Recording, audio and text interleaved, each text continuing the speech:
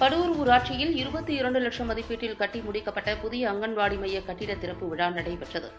செங்கல்பட்டு மாவட்டம் திருப்போரூர் அடுத்த படூர் ஊராட்சியில் மெட்ராஸ் ரோட்டரி கிளப் மற்றும் எக்ஸ்னோரா நிறுவனம் இணைந்து ரூபாய் 22 லட்சம் மதிப்பீட்டில் கட்டி முடிக்கப்பட்ட புதிய அங்கன்வாடி மைய கட்டிட திறப்பு விழா நடைபெற்றது. படூர் ஊராட்சி மன்ற தலைவர் தாரா சுதாகர் தலைமையில் நடைபெற்ற இந்த விழாவில் திருப்போரூர் ஒன்றிய பெருந்தலைவர் இதயவர்மன், அப்டஸ் நிதி நிறுவனத்தின் நிறுவனர் ஆனந்தன், ரோட்டரி கிளப் மாவட்ட ஆளுநர் சரவணன், ஒருங்கிணைந்த குழந்தைகள் வளர்ச்சிப் பணிகள் திட்ட அலுவலர் பூர்ணிமா ஆகியோர் சிறப்பு அழைப்பாளர்களாக கலந்து கொண்டு அங்கன்வாடி மைய கட்டிடத்தை திறந்து வைத்து மாணவர்களின் பயன்பாட்டிற்கு வழங்கினர்.